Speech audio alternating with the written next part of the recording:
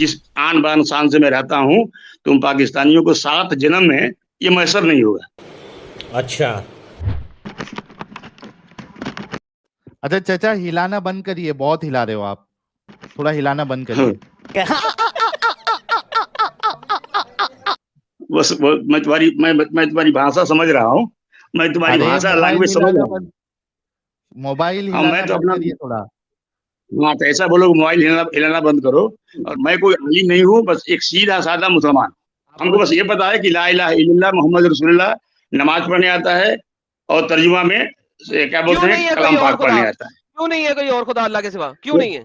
इसलिए नहीं है कि कल सुबह 5:56 और 52 सेकेंड पर सूरज निकलता है। ये पूरे कायनात को जिसने थामे हुए है, एक सिस्टम दिया हुआ है, सिस्टम से चला रहा है, वो खुदा ही है।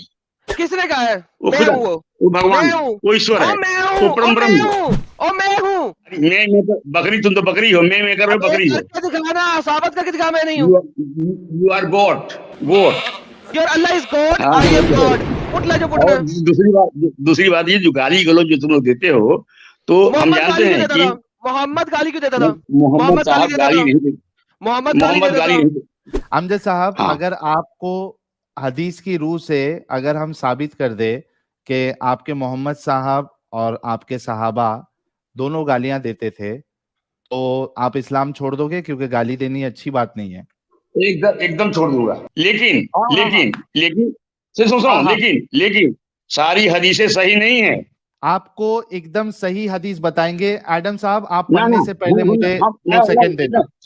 ये सारी हदीसें 200 साल के बाद लिखी गई हैं। तो अंग्रेजों कुरान ने मोहम्मद ने अपने इसमें, हाथ से लिखा था?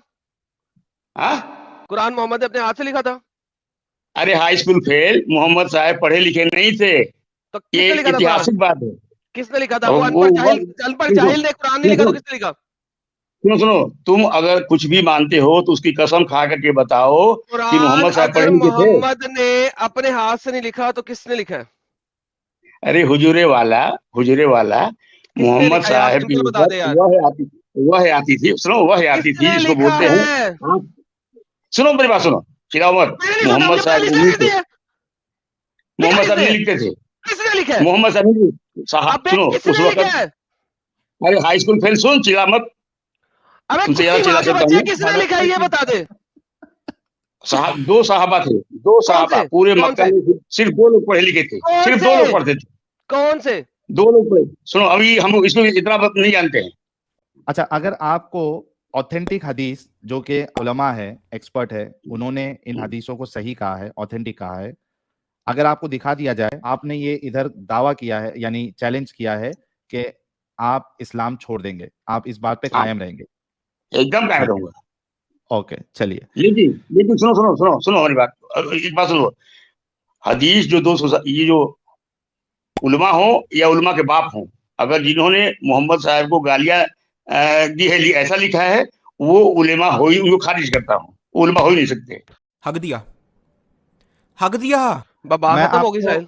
अब उसे मानना नहीं ही नहीं है, ठीक उसने है, कहा मैं उलमा को ही खारिज कर दूं उलमा के रास्ते में से। हाँ, वो कर दूंगा। आलिम ही नहीं है। नहीं ना ना ना, जो एंड ऑफ देखो, डिस्कशन होगी। आप इसे क्या सुनो, दिखाओगे साहिल? अगर मैं हदीस आपको सही हदीस बताऊंगा, आप मानोगे या नहीं मानोगे? अंग्रेजों ने साजिश के तहत हिंदू और मुसलमानों को लड़ाने के लिए, और खासतौर से मुस्लिम में मुस्लिम को लड़ाने के लिए, उस वक्त के मुल्लाओं और उलेमाओं को पैसा और लालच देकर के बहुत सी फर्जी हदीसें बनवाई। कौन सी सारी हदीस हदीसें को को नहीं मानते हैं? मानते। जो क्राइटेरिया क्या है जो आपका? सुनो सुनो, जो हदीसें प्रेस में छपती हैं, जब तुम बोल रहे हो कि प्रेस वाला गलती नहीं कर सकता है, प्रेस वाला मिल करके दूसरी हदीसें उसमें नहीं डाल सकता है। कुरान पाक मोहम्मद जो है साहब वो अल्लाह लिख रहा था, वो प्रेस में नहीं छपता था। नहीं सर, चिल्लाओ मत, नहीं चिल्लाओ सर, वो मत, जिब्राइल कलाम खुद आके लिखता पाक। था।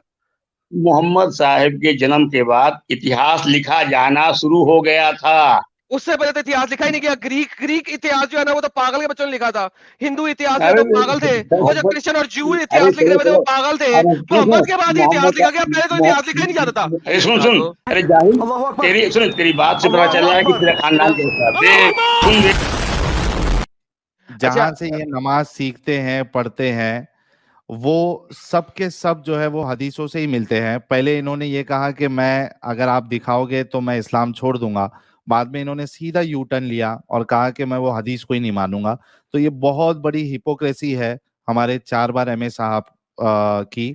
और हमें नहीं लगता कि ऐसे लोग, और ये हिपोक्रेसी जो है मुसलमानों के, अक्सर मुसलमानों के नस नस में भरी हुई है, चाहे वो लिबरल मुसलमान हो, चाहे सेकुलर मुसलमान हो, चाहे वो अलकायदा वाला मुसलमान हो, तालिबानी वाला मुसलमान हो जो एक्चुअल इस्लाम को फॉलो करता है, मुसलमान जैसा भी हो, उसके नस नस में, अक्सरियत की नस नस में ये हिपोक्रेसी भरी पड़ी है कि जिस चीज को वो मानता है लेकिन जहां पे फंसने की बात आती है वो सीधा रिजेक्ट कर देता है, और उसके बाद जब वो घर पे जाएगा या स्ट्रीम से जाएगा तो फिर मानना शुरू कर देगा। बिल्कुल दुरुस्त फरमाया। और दूसरी बात ये कि जब इसने ये बोला ना कि पूरे अरब में सिर्फ 2 ही लोग पढ़े हुए थे, that is the utmost stupidity. क्यों? ये भी सुन लें सारे। क्योंकि कुरान जो मौजज़ा है ना सो कॉल्ड, वो फसीह व बलागत का है। और क्यों फसीह व बलागत का मौजज़ा है? क्योंकि अरब में उस वक़्त फसीह व बलागत बहुत ज़्यादा थी। लोग कमाल किस्म की शायरी लिखते थे और कमाल किस्म की शायरी बोलते थे। वरना मोहम्मद के पास अपने मौजज़े होने चाहिए।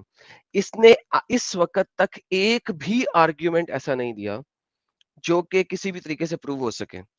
और इसको जो है ना अपने घर के ऊपर नाज़ है, इसको अपने आबा-ओ-अजदाद के ऊपर नाज़ है, और इसको अपनी बिल्डिंग के ऊपर, अपनी पढ़ाई के ऊपर नाज़ है। मोहम्मद बोलता है, जो अदब अल-मुफ़रद जो अभी दिखाने लगे थे, वो बोलता है कि जो अपनी खानदान की लिनीज के ऊपर नाज़ करता है, उसको चाहिए कि वो जाए, whoever attributes himself in the lineage with an attribute of jahiliyyah, then tell him to bite his father's male organ and do not speak figuratively। तो इस बंदे को चाहिए कि मोहम्मद की इस हदीस के ऊपर अमल करे, जाए और अपने बाप के प्राइवेट पार्ट को, मेल ऑर्गन को चक मारे, और फिगरेटिवली नहीं बोलना, आई बी एक्सप्लिसिट। तो ये जितनी अपनी टोर दिखा रहा है, मोहम्मद ने इसकी टोर के लिए ये लफ्ज कहे हैं।